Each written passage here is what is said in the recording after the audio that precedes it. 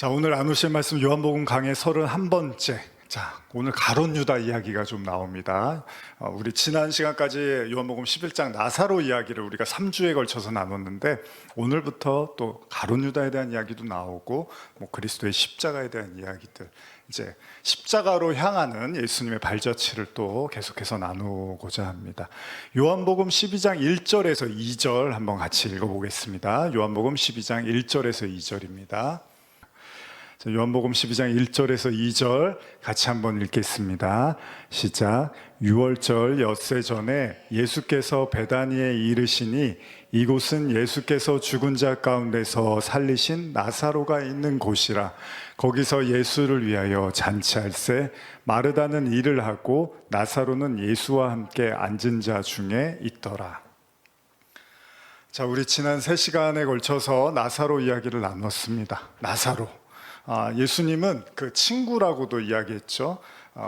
마르다와 마리아의 또 오라버니라고도 성경에 기록이 되어 있는데, 그 나사로가 죽자 예수님이 그를 찾아가셨습니다. 그리고 그를 다시 살려내셨죠. 그래서 제가 친구라는 건, 예수님의 친구가 된다는 건 어떻게 보면 고달플 수 있어요. 죽음과 같은 고통도 겪지만 동시에 그 죽음에서 부활하는 그 놀라운 기적도 경험하게 되는 것이 예수님의 진정한 친구라는 겁니다. 그래서 성도의 길이 때로는 평탄대로가 아닐 수 있습니다. 오히려 일반 사람보다도 더 험난할 수 있는데, 결국 그 고난 속에서 하나님이 완전히 부활하게 하시는, 완전히 새롭게 하시는 그 놀라운 축복을 경험하게 되는 것이 진정한 예수님의 친구라는 거죠. 그리고 이 일 때문에 종교 지도자들이 또 모여서 예수님을 죽이려고 합니다. 예수라는 사람이 이제 위협이 되는 거예요, 자신들한테. 그러다 보니까 예수님을 죽이고자 모의를 하고, 그리고 나서 12장으로 넘어옵니다. 제가 11장 전체를 여러분과 다 나누진 않았지만 그런 내용들이 있습니다. 그리고 12장으로 넘어와서 이제 예수님을 위한 잔치가 지금 벌어지고 있습니다. 여러분 읽으신 1절 본문을 보면 6월절 엿새 전에 예수께서 베다니에 이르시니 이곳은 예수께서 죽은 자 가운데서 살리신 나사로가 있는 곳이라, 이렇게 기록됐죠. 그러니까 나사로가 죽었다가 다시 살아난 그것을 아마 기념하는 잔치였던 것 같아요. 그래서 이 잔치 속에서 일어났던 일이 오늘의 본문입니다. 당연히 누구에 의해서 배설된 잔치인가라고 했을 때 마태복음과 마가복음을 통해서 알 수 있는데, 거기는 나병 환자 시몬의 집이라고 기록하고 있고, 시몬이 정확히 누구라고 말하기는 어렵지만 중요한 사실은 마르다, 나사로가 등장하는 것으로 보아서 굉장히 가까운, 그러니까 같이 믿음을 공유하는 사람들이 잔치를 벌이고 있었던 것 같아요. 마르다는 여느 때처럼 일을 보고 있었고, 나사로는 예수님 곁에 앉아 있었습니다. 이때 전혀 예상하지 못한 일이 벌어지는데, 이 일을 이제 오늘 여러분과 나누려고 해요. 자, 요한복음 12장 3절 한번 읽어볼까요? 시작.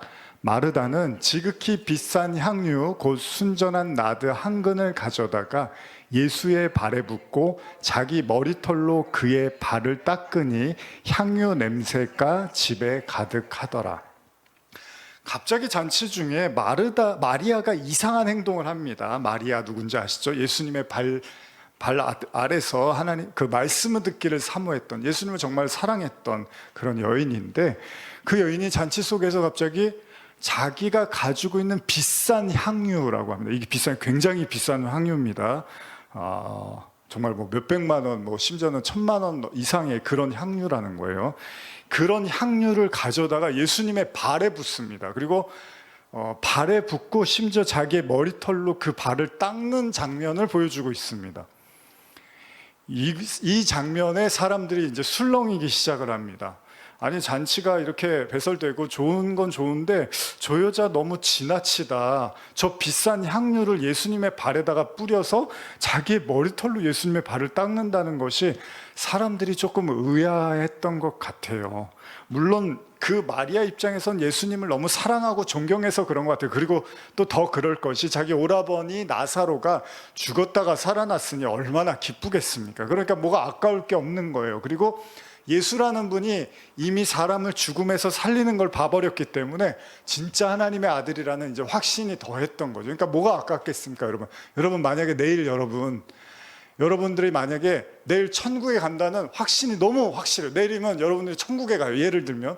그러면 뭐가 아깝고 불안하고 두려울 게 있겠습니까? 내가 내일 천국 문이 내 앞에 열려서 정말 영원한 행복과 기쁨을 누리는 그 길이 내일 열린대요. 그러면 오늘 내가 뭐를 붙잡고 나 이거는 못 놓겠어. 나는 이거는 가져야 되는데 그런 게 어디 있겠어요. 마리아가 그런 마음인 거예요. 예수가 하나님의 아들이라는 걸 봐버리니까 뭐 아까울 게 없는 거예요. 그냥 다 부어버리는 거죠.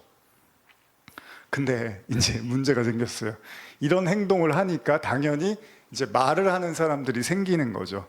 4절에서 6절 한번 읽어볼까요? 4절에서 6절입니다. 시작. 제자 중 하나로서 예수를 잡아줄 가룟 유다가 말하되 이 향유를 어찌하여 300데나리온에 팔아 가난한 자들에게 주지 아니하였느냐 하니, 이렇게 말함은 가난한 자들을 생각함이 아니요 그는 도둑이라 돈꾀를 맞고 거기 넣는 것을 훔쳐가미러라. 가룟 유다가 이제 나타나지 않다가 등장을 합니다. 현대어로 제가 읽어드릴게요. 12장 5절인데 그 정도의 향유라면 큰 돈이 될 텐데 왜 그것을 팔아 가난한 사람들에게 나누어 주지 않는가 하고 나무랐다. 제가 예전에 사역할 때, 이제 좀 오래전입니다. 전도사하고 할 때 이제 교회에서 체육대회나 이런 이제 행사들이 있잖아요. 그러면은 저는 이제 제가 그때 뭐 담임 목사는 아니다 보니까, 근데 저는 좀 성도분들을 잘 먹이고 싶고 이왕이면 뭐 아이들도 좀 맛있는 거 좀 먹고 그렇게 하고 싶은 게 제 기조입니다. 그래서 뭐 저도 얻어먹고 싶어서 그런 게 아니라 성도님들이 낸 헌금이기 때문에 성도님들한테 돌아가는 게 저는 좋습니다. 좋다고 생각을 하는데, 물론 이제 좋은 일도 해야 되지만, 근데 1차적으로는 우리 성도님들을 좀 이렇게 잘 이렇게 풍성하게 해드리고 싶은 마음이 있었는데, 그때 집사님 한 분이, 이제 제가 그런 생각을 갖고 있었을 때 집사님 한 분이 그런 체육대회나 이런 걸 할 때는 이제 그분 생각을 저한테 말씀을 하시는데, 아주 최소한의 것만 이제 해야 된다. 그리고 뭐 하여간 그 이상은 안 돼. 그러니까 돈을 막 쓰면 안 된다. 헌금이기 때문에 성도들에게 정말 뭐 밥을 먹을 거면 최소한의 비용으로만 먹고 그 나머지는 뭐 선교사님한테 보내거나 뭐 이제 교회 어떤 그런 일들 뭐 건축을 한다거나 그 당시에 뭐 그런 거를 위해서 쓰는 것이 좋다라는 말씀을 하셨어요. 뭐 다 일리는 있습니다. 뭐 좋은데 쓰는 것도 맞고. 근데 저는 약간 우리 성도들에게 좀 더 좀 풍성하게 하는 그런 생각, 지금도 사실 그런 생각들이 계속 있는데, 뭐 누가 맞다 틀리다 제가 그런 말씀 드리고 싶은 건 아니에요. 근데 오늘 이 본문을 보니까 이제 그런 생각이 떠오르는데, 유다가 갑자기 그 마리아가 비싼 그 향유를 예수님의 발에 뿌리고 쓰시니까 갑자기 가룟 유다가, 맞는 말이죠. 아니 그 돈을 왜 여기다가 쓰냐는 거예요. 그 비싼 향유를, 그 돈을 왜 여기다 쓰냐는 거예요.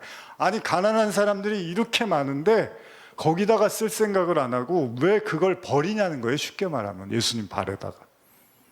마리아의 행동에 화가 난 유다는요, 마리아의 행동이 굉장히 경솔하다는 겁니다. 합리적이지 못하고 계산적이지가 않다는 거예요. 300데나리온이라고 하는데 그 향유가, 그게 얼마인 줄 아십니까 여러분? 노동자 하루 일당이 한 데나리온이거든요. 그러면 1데나리온이 하루 일당이면 10만 원으로 좀 뭐 넉넉히 하거나 어쨌든 플러스 마이너스 10만 원으로 치면 얼마죠? 2천만 원에서 3천만 원 되는 그런 거를 거기다 쏟아버린 거예요. 그러니까 유다가 저렇게 생각이 없다고, 예수님도 싫어할 거라고 저런 행동, 이렇게 생각을 하는 거예요. 우리 그럴 때 있죠. 어르신들 어떠신지 모르겠는데 이제 뭐 선물 뭐 원하세요? 예를 들면 무슨 날 되면 선물 뭐 좋으세요? 그러면 뭐 그냥 돈으로 줘. 그럴 수 있죠. 사람들도 뭐 선물 뭐 좋으세요? 그러면 그냥 돈으로 주는 게 좋지, 이럴 수 있잖아요. 또 아이들도 너 뭐 줄까? 그러면 그냥 용돈으로 주세요, 이럴 수도 있죠. 사람들 마음이 다 그렇잖아요. 근데 그런 비싼 거를 거기다가 쏟아부었으니 이 얼마나 이제 화가 나겠습니까? 예수님이 그런데 뭐라고 하시냐면 그게 잘못되지 않았다고 말씀을 하십니다. 마리아의 행동이 유다의 평가, 유다는 돈으로 생각했어요. 그거 팔아서 돈으로 줘야지. 그래서 가난한 사람 나눠줘야지. 무슨 짓을 하는 거야 라고 했는데, 예수님이 만약에 똑같은 얘기를 하셨으면 얼마나 마리아가 창피하겠어요. 자기 딴에는 아주 최선을 다해서 예수님께 서비스를 드린 건데 얼마나 이게 창피하겠어요. 유다의 말이 옳고 틀리고를 둘째치고라도요, 근데 성경이 뭘 얘기하냐면, 정말 그럼 유다가 가난한 사람들을 막 생각해서 이런 말을 했느냐, 이거를 이제 성경이 들춰냅니다. 12장 6절 한번 읽어볼까요? 12장 6절. 자, 시작. 이렇게 말함은 가난한 자들을 생각함이 아니요 그는 도둑이라 돈꾀를 맞고 거기에 넣는 것을 훔쳐가미러라. 제가 무슨 개그 프로 같은 거 보면 이제 총무들이 돈 관리하는데, 요새 놀러 가는 사람들 많잖아요. 그럼 이제 총무들이 돈을 걷어서, 회비 걷어서 이제 밥값도 내고 뭐 버스비도 내고 하는데, 이제 뭐 우스개로 개그 프로에서 싸움이 납니다. 돈이 왜 모자라? 뭐 우리 이거 먹고 했는데 왜 돈이 모자라? 하면서 총무한테 혹시 뒷 주머니에다가 뭐 찬 거 아니야? 뭐 이런 얘기 막 하잖아요. 그런데 지금 성경이 그 얘기를 하는 거예요. 유다가 돈꾀를 맡았대요. 쉽게 말하면 총무로서 회계였던 거예요. 회계인데 돈을 맡았는데 그 돈을 얼마를 훔치려고 했다고 성경이 이렇게 이야기를 합니다. 쉽게 말하면 유다는 지금 자신이 볼 수 있는 이익이 예수님의 발에 쏟아지는 걸 보며 화가 났다는 거예요. 근데 제가 성경이 좀 놀라운 게, 성경이 어디까지 얘기를 하냐면요, 이 사건 때문에 유다라는 사람이 어떤 사람인지를 지금 들춰내고 있는데, 쉽게 말하면 유다가, 우리는 그냥 돈이 아까워서 저런 말을 했나 보다, 여기서 끝났는데, 성경은 유다한테 그 돈을 환산해서, 그러니까 마리아가 그걸 돈으로 바꿔서 예수님께 드렸으면 자기가 그걸 돈주머니에 찾고 그 돈의 일부를 자기가 훔치려고 했던 것까지 얘기를 하고 있다는 거예요. 그러니까 유다는 돈을 좋아했다는 거죠. 만약에 오늘 마리아가요 300데나리온이 아니라 3데나리온을 30만 원짜리를 부었다고 하면 누가 뭐라고 했을까요? 아무도 뭐라고 안 했을 겁니다. 그런데 300데나리온을 부으니까 그 사람들 중에 유다가 갑자기 승질을 내더라는 거예요. 왜요? 이게 내 돈이 될 수 있다고 생각하는데 그게 포기가 되고 그게 실패가 되니까 유다가 화가 나기 시작했다는 겁니다. 누군가에는 주님의 특별한 희생이고 헌신이지만, 누군가는요 감춰진 발톱이 드러나는 거예요. 내 본 모습이 드러나기 시작한다는 겁니다. 그래서 성경이요, 유다가 돈을 사랑했다는 말을 합니다. 그가 예수를 쫓는 이유도요, 역시 개인적인 사리사욕을 위해서 쫓은 인물이라고 성경이 말하고 있다는 거예요. 12장 7절에서 8절 한번 읽어볼까요? 12장 7절 8절입니다. 시작. 예수께서 이르시되 그를 가만두어 나의 장례할 날을 위하여 그것을 간직하게 하라. 가난한 자들은 항상 너희와 함께 있거니와 나는 항상 있지 아니하리라 하시니라. 놀라운 사실은 여러분, 예수님이 뭐라고 하십니까? 그래 유다야, 네 말이 맞다. 가난한 사람들이 많으니까 그 사람들을 도와야지, 나한테 그렇게 할 필요 없어라고 하실 줄 알았는데 예수님은 그렇게 하시지 않더라는 거예요. 가난한 사람들은 항상 있어. 근데 지금 중요한 건, 그녀가 지금 나한테 이 행동을 한 건 내가 죽을 날이 멀지 않아, 장례할 날을 앞두고 그것을 기념하기 위해서 이 행동을 한 거야 라고 예수님이 말씀을 하시더라는 거예요. 그러니까 똑같은 상황인데 우리가 인간적으로 바라보는 눈과 하나님이 보시는 눈이 많이 다를 수가 있다는 거죠. 항상 그렇죠. 나사로는 죽다가 살아났습니다. 모든 사람들이 나사로가 다 죽을 거라고 생각했는데 나사로가 부활을 한 것처럼, 지금 이 상황도 모든 사람들은 돈이 아깝다고 빈정거리고 있는데 예수님은 이 여인의 행동이 아주 탁월했다고 말씀을 하시더라는 겁니다. 심지어는 마태복음 26장 13절에 이런 말씀을 하세요. 한번 PPT로 볼까요? 예수님이 이런 말씀을 하십니다. 다른 복음서에서 시작. 내가 진실로 너희에게 이르노니 온 천하에 어디서든지 이 복음이 전파되는 곳에서는 이 여자가 행한 일도 말하며 그를 기억하라 하시니라. 이런 얘기를 하세요. 다른 복음서에서는 이 얘기를 온 천하에 다 알리래요. 그럼 그 얘기는 뭐예요? 중요한 얘기라는 거죠. 근데 왜 이렇게까지 예수님이 중요하다고 말씀하시는 걸까요? 유다는 막 거품을 물고 화를 내고 있는데 예수님은 이게 아주 중요한 일이라는 거예요. 그러니까 참 그렇습니다. 돈이라는 게 그렇습니다. 당연히 합리적이고 또 잘 절약해서 잘 쓰는 것도 맞는데 어떤 경우에는 예수님이 우리가 생각하는 전혀 다른 방향으로 그 돈을 사용하기도 하시더라는 겁니다. 마태복음 26장 14절에서 16절 한번 읽어볼까요? 마태복음 26장 14절에서 16절입니다. 시작. 그때 12 중에 하나인 가룟 유다라 하는 자가 대제사장들에게 가서 말하되 내가 예수를 너희에게 넘겨주리니 얼마나 주려느냐 하니 그들이 은 30을 달아 주거늘 그가 그때부터 예수를 넘겨줄 기회를 찾더라. 아마 이런 행동들 때문에, 이런 상황 때문에 유다가 화가 났던 것 같아요. 결국 유다가 예수를 팔게 됩니다. 그리고 여기 이런 말을 하죠. 자, 예수를 넘겨주면 얼마를 나한테 줄 거냐라고 직접 묻기도 합니다. 여러분들이 잘 아시듯이 은 30냥에 예수님이 유다에 의해서 팔리게 되는 거죠. 여러분, 향유를 깨트린 이유로 마리아는 엄청난 칭찬을 받지만 동시에 유다는요, 예수님을 생각하지 않는 사람이 됐고요. 가난한 사람들을 왜 돌보지 않습니까? 라고 자기 딴에 의로운 말을 했는데 오히려 그의 진짜 모습은 예수님을 팔고 싶었던 거죠. 결국 유다는요, 성경에서 말했던 것처럼 그 목적이 예수를 통해서 내가 구원을 받고 진리를 깨닫고 영생을 얻고, 그것이 유다의 목적이 아니라 돈꾀를 맡아서 자기의 이익을 얻고 싶었다고 기록을 하고 있습니다.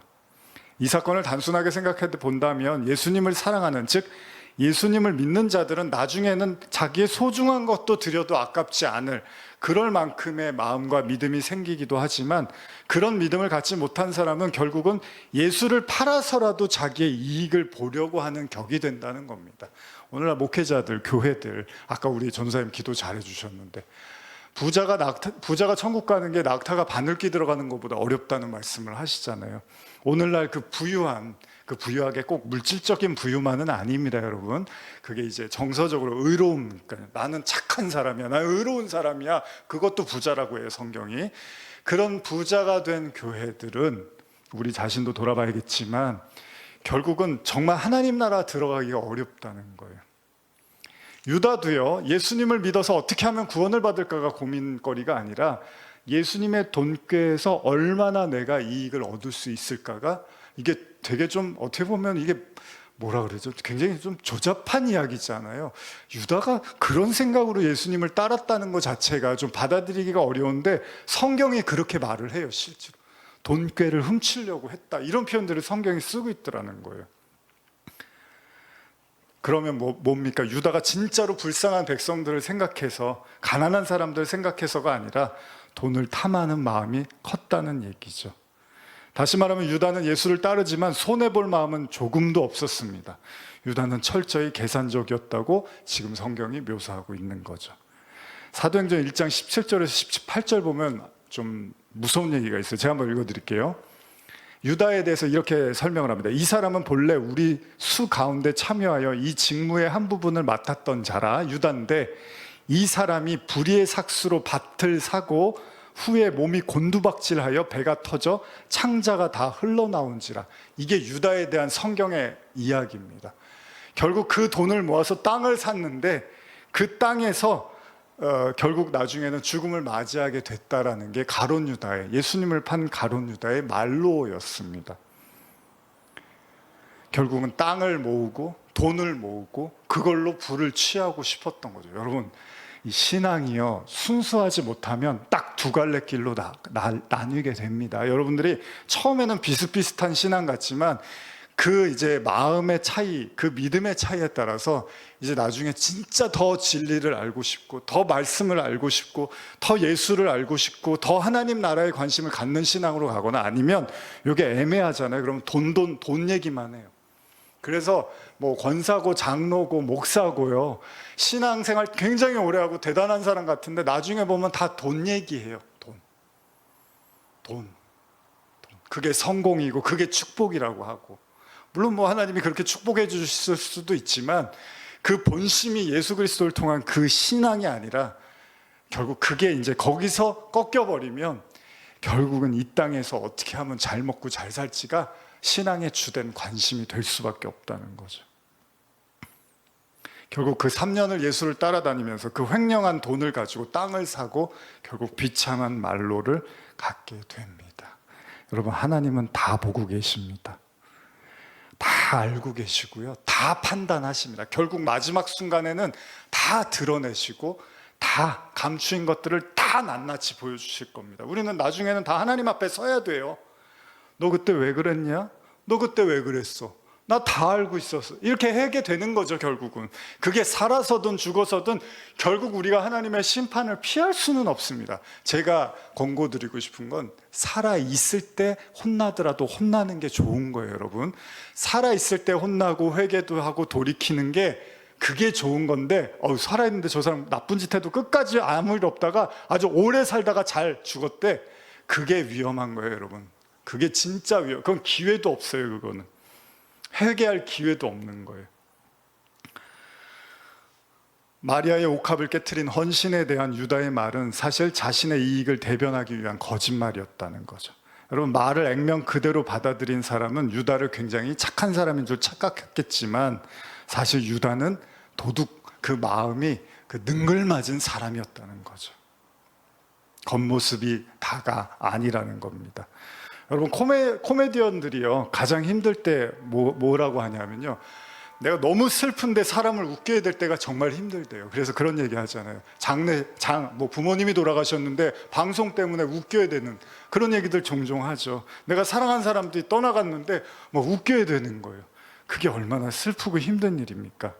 일반적으로 사람들은요, 자기의 약한 모습을 잘 보이지 않으려는 습성이 있습니다. 왜? 약하면요, 우습게 볼까 봐, 나를. 근데 그러면 안 돼요. 성도는 그러면 안 돼요. 내가 약하니까 너가 나 우습게 보니까 내가 네 앞에서 늘 강한 척 해야지. 그게 성도가 아니라요. 바울이 뭐라고 합니까? 나는 약함을 자랑한다고. 내가 약할 때가 강함이라고 말을 하는 거죠. 예전에도 나눴지만 착한 아이 증후군이라는 말이 있거든요. 그 말의 뜻이 뭐냐면요, 백과사전을 보면 타인으로부터 착한 아이라는 반응을 듣기 위해서 자신의 내면의 욕구나 소망을 억압하는 거예요. 그걸 반복적으로 행동하는 심리적 컴플렉스를 뜻하는데, 다시 말하면 사람들한테 인정받으려고 사람들이 싫어할 만한 말과 행동은 안 한다는 거예요. 제가 만약에 여러분한테 주일 꼭 지키세요, 무슨 일 있어도 예배 빠지면 안 돼요, 그런 거 있잖아요. 그 목사로서 막 성도들한테 하는 말들 있잖아요. 여러분들이 꼭 하나님 앞에 이렇게 하셔야 돼요, 성경 꼭 보셔야 돼요, 막 계속 그런 잔소리를 하면은 싫어할 수 있잖아요. 근데 여러분, 그런 말을 하는 제가 잘못된 겁니까? 그건 아니잖아요. 그건 제가 해야 될 말이죠. 요즘 참교육이라는 드라마가 사람들한테 인기를 끄는데, 선생님이 아이들 무서워하면 나라가 망한다며요. 근데 선생님들이 진짜 아이들을 무서워하기 시작하면 정말 큰일이 나는 거잖아요. 그래서 참교육 보면서 사람들이 막 스트레스가 풀린다고 이런 말을 하는 거잖아요. 선생님은 선생님으로서 해야 될 말을 해야 되고, 학생은 학생다워야 되는 거잖아요. 마찬가지죠. 저도 목사니까 목사다운 게 맞는 거예요. 목사인데 저 사람 목사 같지가 않아, 이러면 제가 실패하는 거죠. 저 사람 진짜 목사 같아, 이런 말을 제가 들어야 되는 거잖아요. 그런 것처럼 여러분, 그럼에도 불구하고 내가 이런 말하면 저 사람이 싫어할 거니까 그런 말을 안 하는 거예요. 그 사람이 좋아할 만한 말과 행동만 계속 하는 거예요. 나중에 그러면요, 속병 생깁니다. 이 착한 아이 증후군 가진 사람들은 대부분 다 속병이 있어요. 참고 사느라고. 사람이요, 자기 기질과 자기 어떤 성격 따라서 어느 정도는 행동을 해야 되거든요. 그걸 너무 누르고 사는 사람들은 나중에 화병이나 우울이나 이런 걸로 나타나게 됩니다. 저도 물론 이제 성도님들이나 제가 목회자니까 좀 잘해드리고 친절하고 이런 마음은 있지만 그게 꼭 좋은 거는 아니라는 겁니다. 여러분도 마찬가지입니다. 여러분의 삶에서 친절과 따뜻함은 필요하지만 꼭 필요한 말들은 상대방에게 해줄 필요도 있다는 겁니다. 나의 내면의 모습과 나의 외면의 모습이요, 거리가 멀어지면 멀어질수록 인간은 괴롭습니다. 가룟 유다는 예수님을 따라다니지만 실제로는 돈을 벌고 싶었어요. 그러다 나중에는 그 마음이 확 드러난 거죠. 참다가. 우리가 착각할 수 있는 건요, 성경은 사람을 착하다고 말한 적이 없습니다. 성경은 인간이 악하다고 말을 합니다. 다시 말하면 착한 애의 콤플렉스가 왜 고통이 되냐면요, 인간 스스로가 절대 선해질 수가 없는데 자기가 선해지려고 무척이나 이래서 이 자체가 나쁘다는 게 아닙니다, 여러분. 그러나 성경이 말하는 진정한 선에 이를 수는 없다는 거예요. 성경은 오히려 내가 악함을 시인하고 인정하고 기도하면 하나님이 우리를 선으로 바꿔주시는 거지, 우리가 수행을 하고 우리가 노력하고 연습을 해서 선에 다다르는 것이 성경의 가르침은 아니라는 겁니다. 그럼 그건 짐이 되고요. 그 어디까지가 선입니까? 그건 우리가 설정해 놓은 거라면 어쩌면 우리는 영원히 그 수행을 죽어서도 계속 해야 될지도 몰라요. 근데 성경은 그게 아니에요. 우리가 철저하게 악하고 무능하고 연약함을 인정하면 하나님이 우리를 선으로 바꿔주신다는 겁니다. 요한복음 12장 8절. 자, 한번 읽겠습니다. 시작. 가난한 자들은 항상 너희와 함께 있거니와 나는 항상 있지 아니하니라 하시니라. 현대로 읽어드릴게요. 가난한 사람은 마음만 먹으면 언제라도 도울 수 있다. 그러나 나는 너희와 그렇게 오래 있지 못할 것이다. 이문열 소설 사람의 아들 보면요, 이 이야기하고 이제 마무리할게요. 기독교 신앙의 회의를 느낀 주인공 민요섭이 등장합니다. 기독교가 뭔가 믿으려고 하는데 이제 싫기 시작하는 거예요. 뭔가 이해가 잘 안 가는 거예요. 그래서 하나님이 없다고 생각을 하고 싶은 거예요. 인간의 가난함과 아픔과 고통을 책임지지 않는 그런 하나님이라면, 그런 신이라면 그 신을 왜 믿어야 되냐는 거예요. 결국 진정한 신은 어쩌면 인간 내면에 존재하는 타인에 대한 자비와 사랑이 아닐까. 그래서 그는 새로운 신을 창조합니다. 새로운 신을 만들어냅니다. 그리고 그리고 그는 자신의 그 선에 대한 실천을 통해서 그렇게 새롭게 만든 신을 가리킵니다. 여호와 하나님이 아니라 다른 신을 말하기 시작합니다. 그리고 그에게 매료된 젊은 청년 조동팔은 학교까지 관두면서 그 민요섭을 따르며 가르침을 받으려고 합니다. 조동팔 역시도 민요섭에 의해서 기독교를 떠납니다. 그리고 그의 새로운 가르침을 충실히 이행합니다.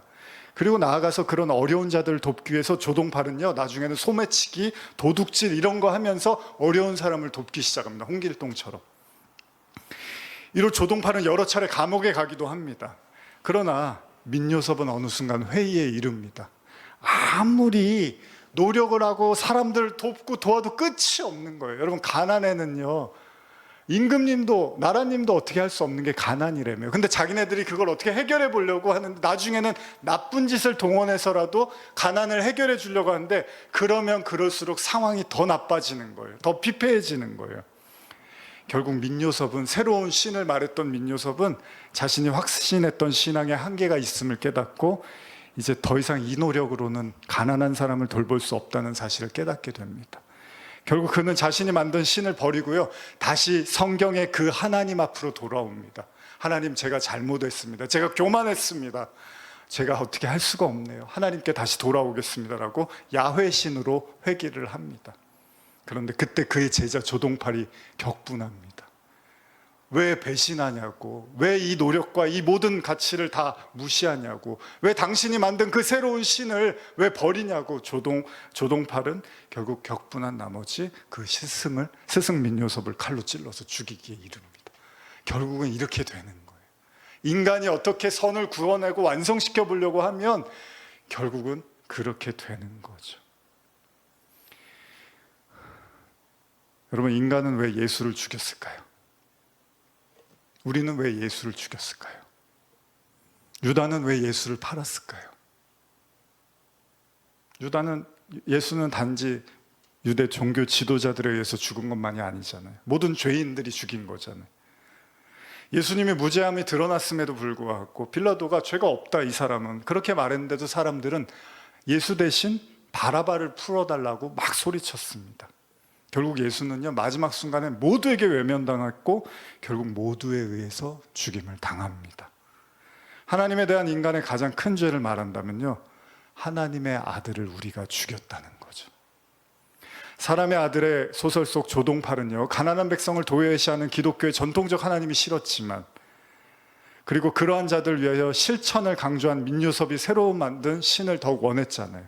그러나 민요섭이 자신의 신념을 부정하자 결국 그도 민요섭을 죽이게 되죠. 무슨 이야기죠? 어쩌면 인간이 원하는 신은요, 하늘나라에 계시는 하나님이 아니라 이 땅에서 우리의 허기를 달래주고 우리의 결핍을 채워주고 가난한 연약한 자들의 편에 서서 그들을 끊임없이 돕는 신, 바로 인간의 편에 선 휴머니스트를 원하는지도 모르겠습니다. 가난한 자들은 항상 있거니와. 예수님 말합니다. 야, 가난한 사람들은 항상 있어. 자신이 따르는 예수가 더 이상 휴머니스트가 아닌 걸 유다가 깨닫습니다. 아, 예수님은 가난한 사람들에 별로 관심이 없구나. 예수를 팔기로 작정합니다. 아니, 모든 사람이 예수를 판 이유도 어쩌면 그런 거 아닐까요? 예수님은 내 병에 관심이 없구나. 예수님은 내 경제, 가난에 관심이 없구나. 예수님은 내 상처에 관심이 없구나. 예수님은 나한테 관심이 없구나. 그래서 예수님을 팔고 싶은 마음이 들지 않을까요? 만약 예수님이 돌을 떡으로 만들고요, 높은 곳에서 떨어져도 죽지 않고요, 교회만 나오면 기도하면 바로바로 기적이 일어난다면 누가 교회를 안 다니고 누가 예수님을 안 믿겠습니까? 약자의 편에서 공평과 정의를 행하면서 눈으로 드러나는 그 가치가 매일마다 일어나면 누가 예수를 안 믿겠습니까? 근데 예수는 뭐라고 하는지 아십니까? 세상을 향해서 회개해라, 천국이 가까웠다, 이렇게 말씀을 하세요. 이 땅에서의 공평과 정의, 이 세상에서의 부유함, 평안, 단순히 마음의 평안함, 이런 것을 위해서 온 게 아니라요, 예수님 마지막까지 외친 건 회개하라는 거였습니다. 천국이 가까웠으니까 제발 회개하라는 거였어요. 지금 가룟 유다는 회개할 마음이 없습니다. 예수를 팔아서 돈을 가질 마음은 있지만 예수님 말씀하시는 회개의 이유에 대해서는 관심도 깨닫지도 못하고 있습니다. 다시 말하면 유다의 종착지는 하나님의 나라가 아니라 돈을 모아서 자신의 땅을 사고 싶었던 거죠. 이 땅에서의 자신의 왕국을 건설하고 싶었던 거죠. 제가 자주 여행 가서도 이렇게 나누고 했는데, 내일 떠나면 아무것도 여러분 건 없습니다. 10원 한 장 못 가져갑니다. 내 후손들이 갔잖아. 그렇죠. 근데 그게 꼭 플러스가 될지는 모르는 겁니다. 그게 오히려 마이너스가 될지도 모르는 거죠. 중요한 건 여러분들이 저나 여러분들이 살아계신 동안 정말 하나님 앞에서 진실한 믿음을 가지고 살고 행동하는 것이 중요하겠죠. 여러분, 제일 중요한 건 뭐냐면요, 하나님이 곁에 계시다는 믿음입니다. 이거 연습하는 거죠, 우리가. 하나님 없는 영원한 행복을 추구하는 신앙인들이 있죠. 하나님 돈 주셔서 내가 이 땅에서 잘 살게 해주세요. 병 고쳐서 건강하게 오래 살게 해주세요. 그게 하나님의 목적이 아니라는 거죠. 하나님은 그 죄 지은 인간 마음, 무슨 죄요? 하나님 없이도 잘 살고 싶어하는 마음, 이 마음을 내려놓고 하나님과 영원히 잘 살기를 원하시는, 바로 그 임마누엘을 우리에게 선물로 주시기를 원하신다는 거죠. 여러분, 원죄를 가진 인간은요, 끊임없이 혼자서 어떻게든 잘 살고 싶은 거예요. 혼자 힘으로.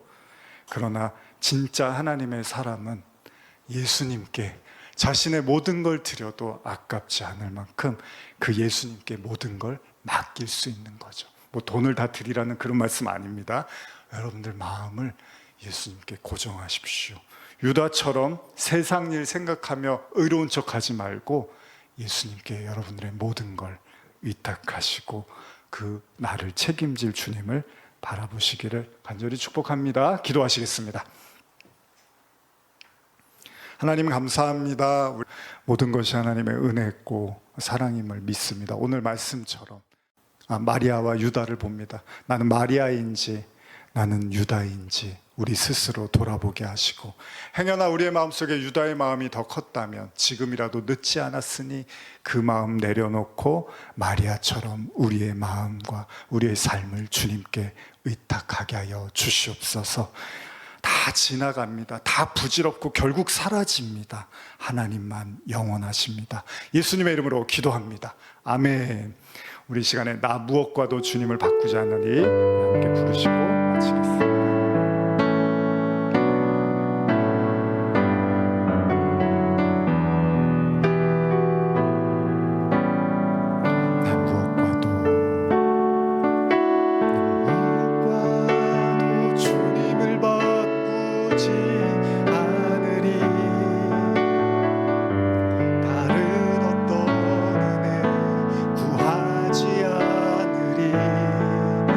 오직 주님만이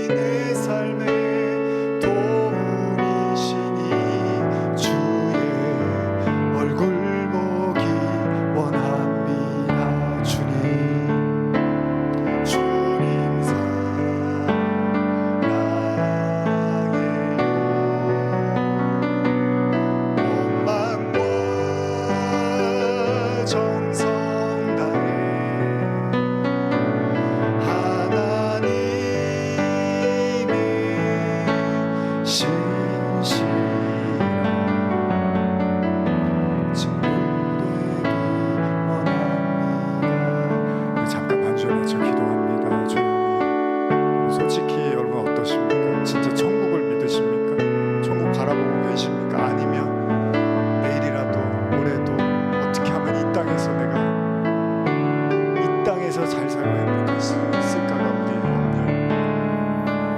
이 시간에 하나님 앞에 솔직하게 나가면 주님, 내가 오랜 신앙생활 했는데 내가 아직도 하나님 나라보다 이 땅이 더 좋습니다. 여기에 관심이 더 있습니다. 유다처럼 통계를 모아서 내가 어떻게든 여기서 나의 부를 축적하고 내 인생을 좀 더 평안하게 할까, 이게 내 주된 생각이 많았습니다. 혹시 그런 마음이 있다면 또 주님 앞에 회개하며 겸손히 엎드리며 하나님, 내가 마리아처럼 주님만 바라보며 내 마음의 모든 것을 주님께 의탁하며 나가기를 원합니다. 우리 그렇게 기도하겠습니다.